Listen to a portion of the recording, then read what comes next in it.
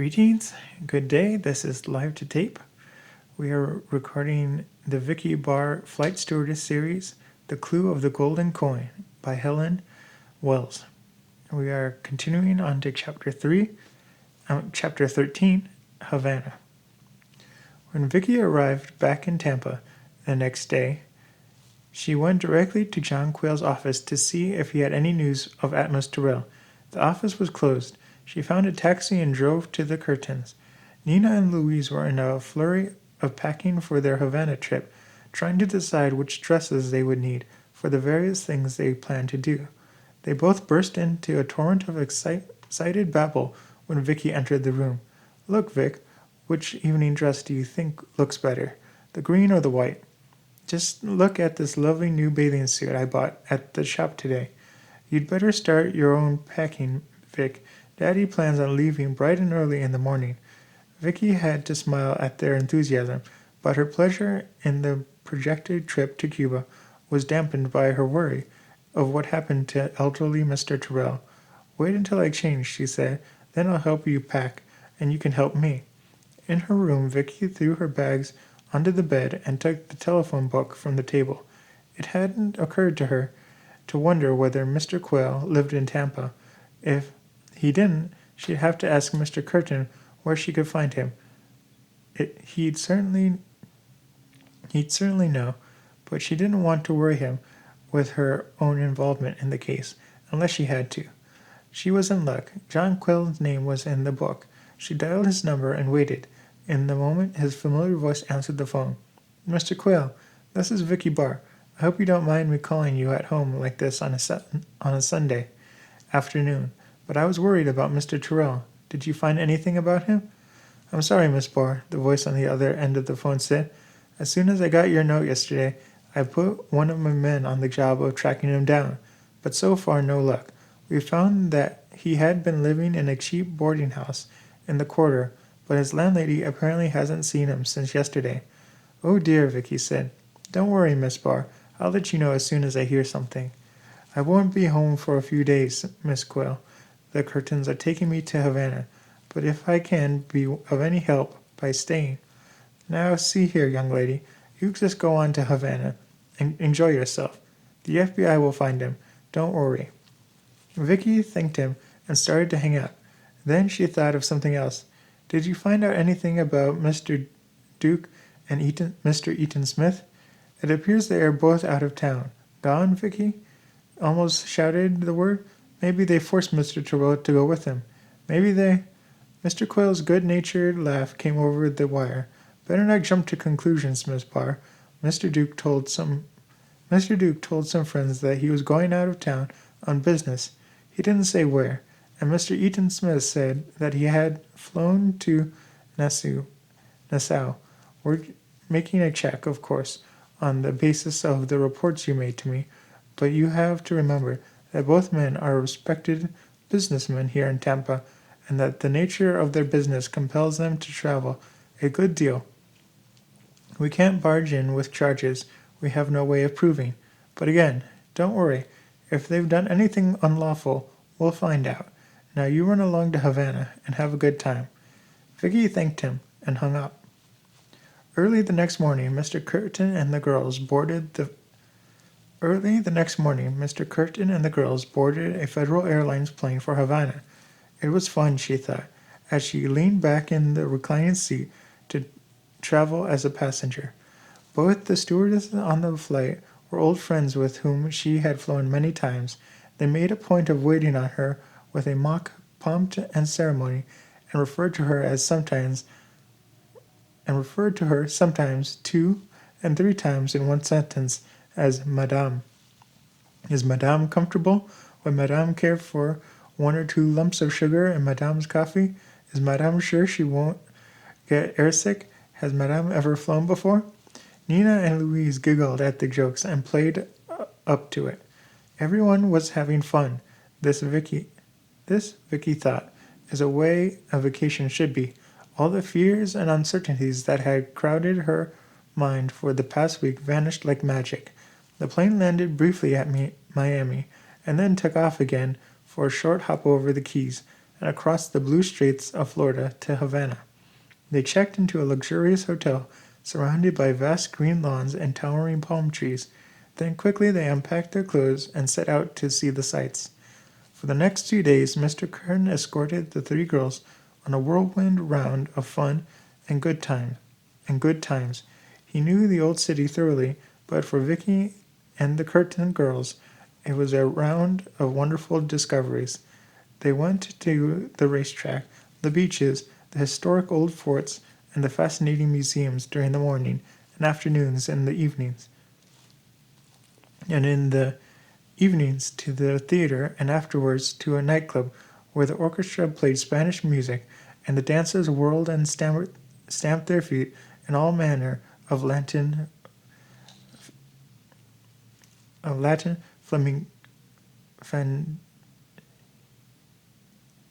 fandangos. On the third morning, or maybe it was the fourth, Vicki had lost track of time in the wonderful world of Havana. Mr. Curtin said at breakfast, "Today we're going to see something that you've never seen before, a real Spanish-American market place down in the old city." "What's so special about it?" Nina asked. "Some people call it the thieves' market," Mr. Curtin explained. "In the old days, the pirates and the freebooters all went there to sell the loot they had taken from captured ships. Even today, it's a place where stolen goods are sold." "Oh," Nina said, "a thieves' market. I can't wait to buy something." "Not so fast, missy," Mr. Curtin laughed. "I said we're going to look, not to buy. It's still a crime to receive stolen goods." "But if it's all right for the thieves to sell things," Nina persisted, "it should be all right for me to buy them." "Not on your life. The authorities down here occasionally shut one eye to certain practices that help make a tourist attraction, but I don't." Then I'll do it when you're not looking," Nina teased, "and you're not too big to be spanked if I catch you." The girls giggled at this exchange, and then Mr. Curtin went on, "Seriously, though, this market is a strange combination of fine legitimate shops and black market operators. What say we go out to Varado Beach this morning for a swim, then take in the markets this afternoon?" The thieves' market was a cobblestone square with an ancient stone fountain in the middle, and shops and outdoor cafes on all four sides. A few men, most of them dressed in nondescript clothes, lounged in the doorways. 2 or 3 small parties of American tourists sat in the cafe tables. Let's sit down on the and order lemonades," Mr. Curtin suggested, "and see what happens." They didn't have to wait long. A tall individual dressed in a soiled seersucker suit and a Panama hat that had seen better days sauntered up to the table. From his coat pocket he extracted a bottle of perfume that Vicki recognized as a famous French brand.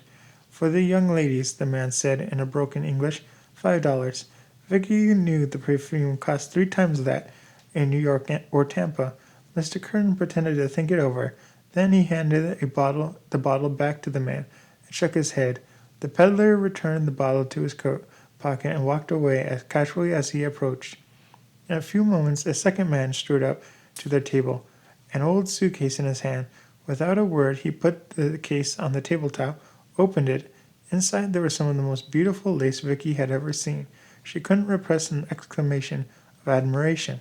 "Ah," the man said, revealing broken yellow teeth and a wide grin, "the senorita knows fine lace. Direct from Spain, senor. A great bargain." Again Mr. Curtin pretended to be trying to make up his mind, and again he shook his head no. "My goodness, Daddy," Louise exclaimed when the man had gone. "That was the dreamiest lace I've ever saw in my life. Can't we buy just one tiny little piece? It would look so wonderful with my new white evening dress. What do you say, Daddy?" Mr. Curtin laughed. "I'm going to have to spank you too. That's stolen goods, honey. We just look for fun. But that's all." A third man detached himself from a doorway and headed in the direction. "Here comes another one," Nina said. "You must look like a rich American, Daddy." When the man revealed the object When the man revealed the object he had for sale, everyone gasped. It was one of the tiny souvenir ships from the Gasparilla Festival in Tampa, but instead of being cheap brass, this one gleamed like pure gold. Mr. Curtin's eyes flashed. Where did you get this? The man smiled and shrugged his shoulders. Solid gold, senor. I sell cheap. Solid gold? Vicky repeated incredulously. Si, senorita. Solid gold. Mr. Curtin laughed.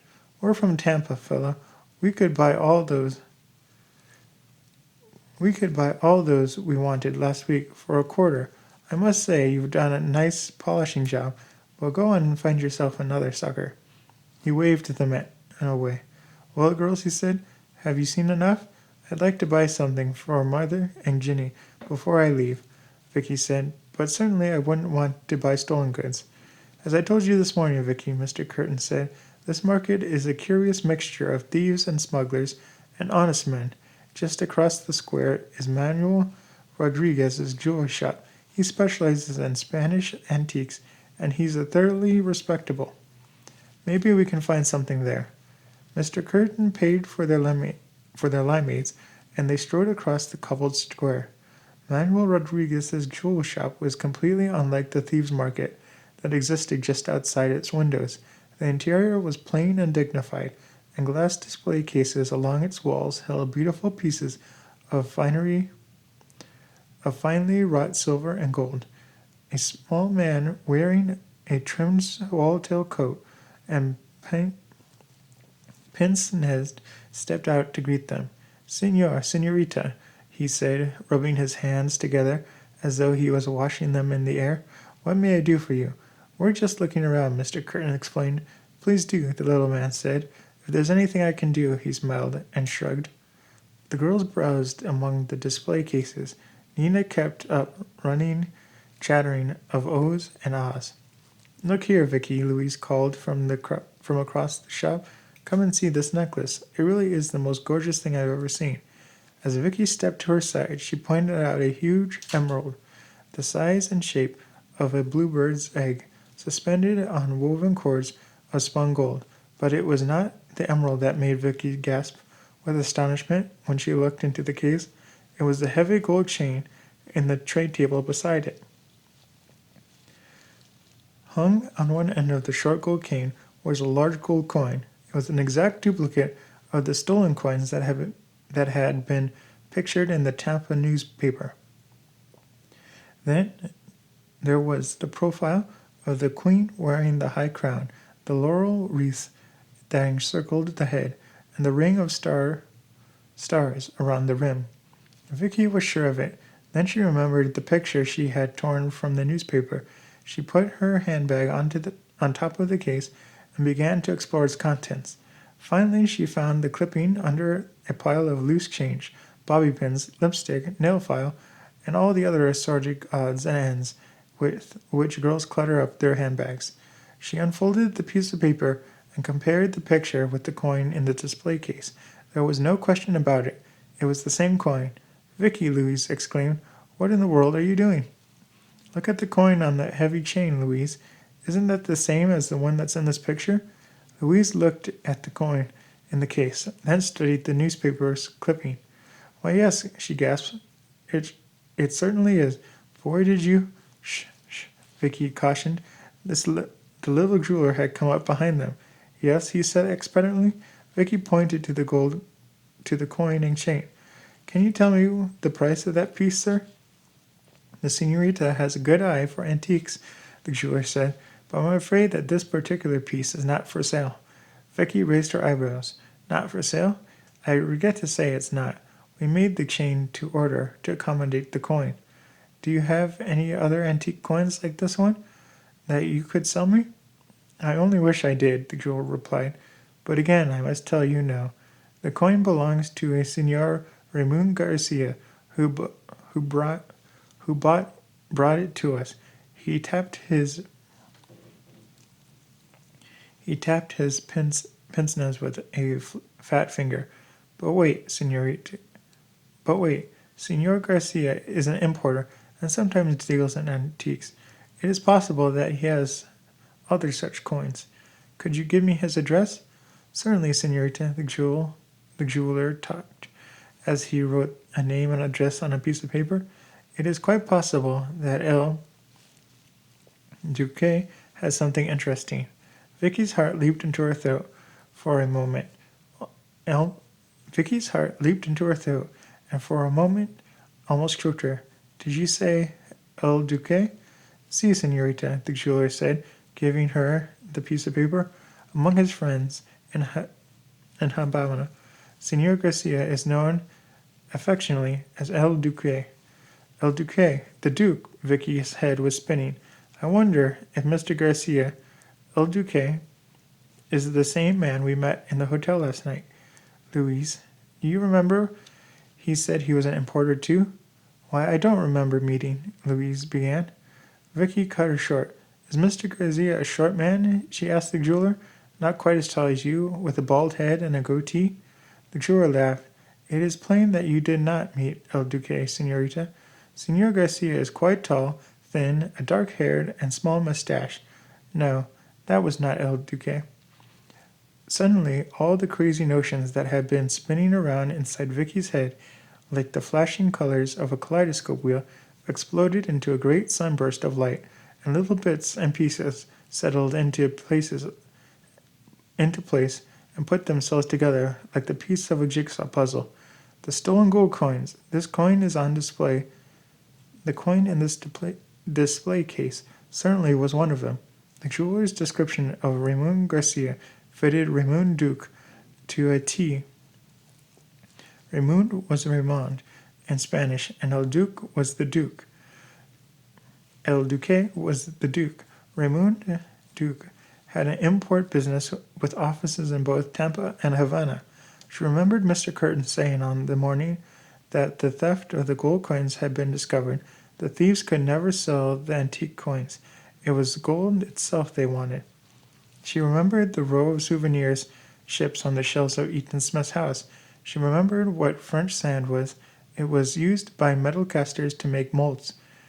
The ship the peddlers had tried to sell them a few minutes ago, it really had been solid gold. It all sounded too crazy to make sense. She didn't quite see how all the pieces fitted together, but deep down in her bones she knew they did. That little ship that the peddler had offered them was made of gold melted down from the coins that had been stolen from Flight 17. She had to get that gold ship. Mr. Curtin, she said, her voice was so urgent that it tremored. Please come outside. Mr. Curtin looked at her puzzled, then saw the expression on her face, and followed her out the door. Vicky, he said anxiously, are you ill? Mr. Curtin, the man who offered us that Tampa souvenir, he said. It was solid gold, Vicky stammered, not quite sure how to explain the confused thoughts that were still spinning around in her head. Yes, Miss Curtin said. Yes, Mr. Curtin said. Of course it was just a fake. Mr. Curtin, Vicky blurted out, I've got to buy that ship. Will you lend me the money and help me find that man? But I don't understand, Mr. Curtin said. Please trust me, Mr. Curtin. Please believe me. It's important. I've just had to have that gold ship. Mr. Curtin didn't understand, but he was conscious of the desperate urgency in Vicky's eyes and her voice.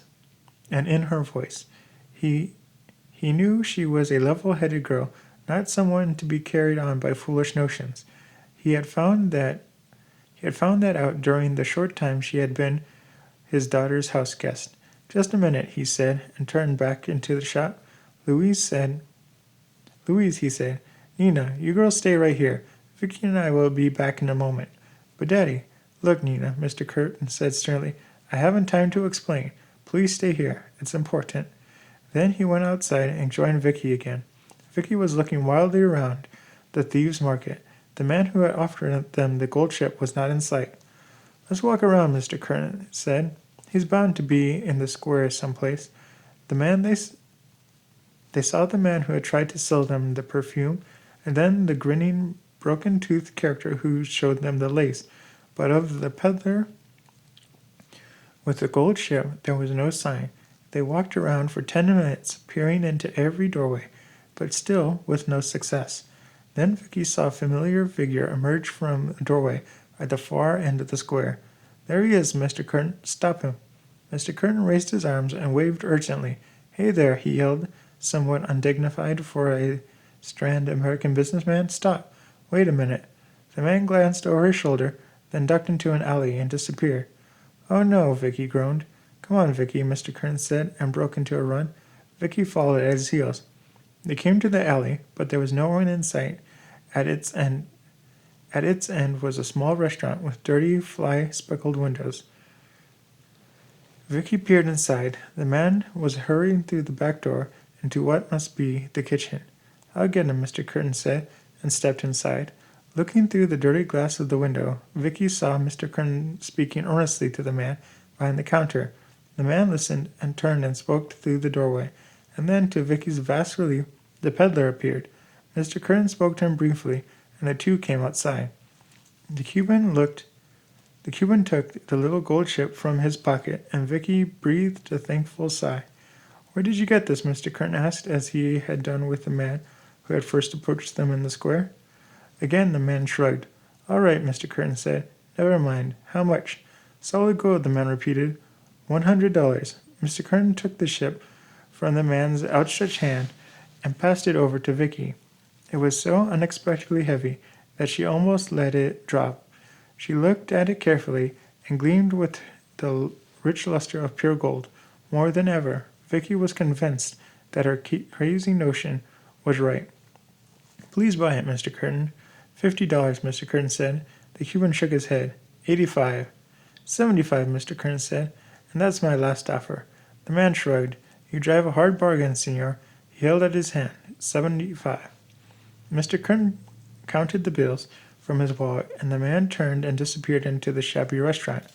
Oh, thank you, Mr. Curtin. I'll give you a check as soon as we get back to the hotel.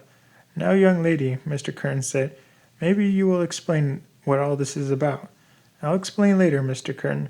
Please trust me. But where can we go to find out if this is really solid gold? The jeweler, Mr. Curtin said, in the shop where we left the girls. They retraced their steps to the shop of Manuel Rodriguez. Nina and Louise were still in the shop. They both looked at Vicki and their father curiously. When she saw the little ship in Vicki's hand, Louise gasped. The gold ship, Vicki. What in the world? I'll explain later, she promised. Then she handed the ship to Mr. Curtin, who in turn gave it to the fat little jeweler. I just bought this, he said. I wish to know what it is made of.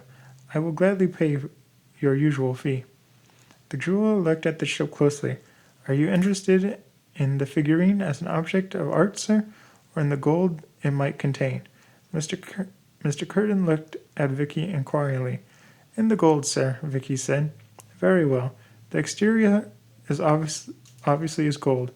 The weight seems to be right. Whether under the surface it is made of lead or some other base metal, we can tell only by boring into it. It will take only a few minutes. He bowed slightly to excuse himself and disappeared behind a heavy curtain into the back of the shop. Both Nina and Louise were bursting with curiosity. Vicki, Louise said, if you don't tell us what all this mystery is about, I will never speak to you again. Neither will I, Nina said. At the hotel, Vicki said. I'll tell you everything when we get back, but not a word until then. In a moment the jeweler returned. His face was wreathed in a smile. Senor, he said, I'm happy to tell you that this is a piece of solid gold, very valuable. Now, Miss Mystery Girl, Mr. Curtin said when they were once more in the suite at the hotel, can you tell us what this is all about? Vicki's mind was still in a whirl. Now she was sure she had the secret. Vicki's mind was still in a whirl. Now she was sure she had the secret of the stolen gold coins. She didn't know how they had been stolen or by whom, but she was pretty sure she just knew what had happened to them. Nina, Vicki began, I want you and Louise to promise me, cross your heart and hope to die, that you won't breathe a word of this to anyone. If you do, all of us may be in terrible danger. Nina's mouth popped open, and she started first at Louise, and then back to Vicki. Nina talks a lot, Mr. Curtin smiled. That's her nature.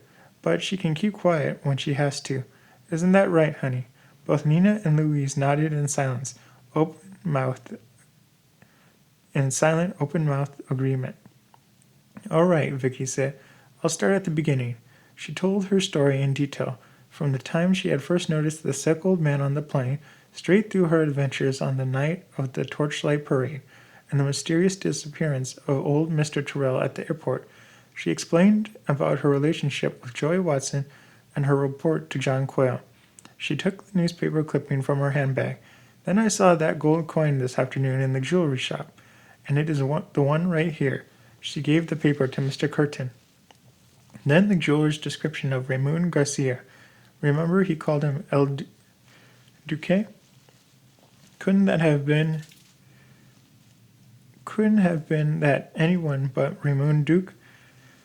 And they remembered the little Gasparilla ship the man had tried to sell him by saying it was solid gold, and all of a sudden all the pieces of the puzzle fell into place.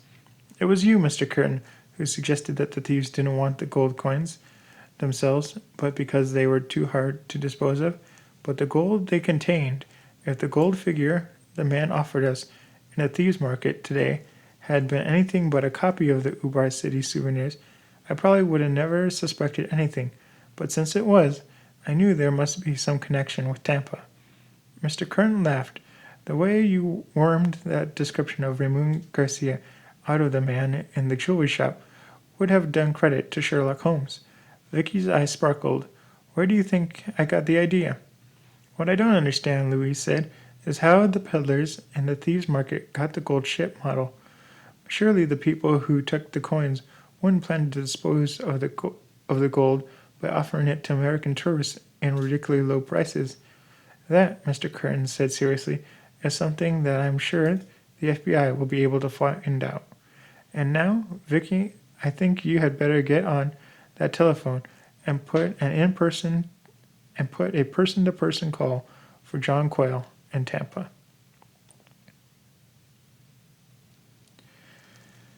So that was chapter 13. The next chapter 14, is The Third Man, and I'll be recording that for the next episode.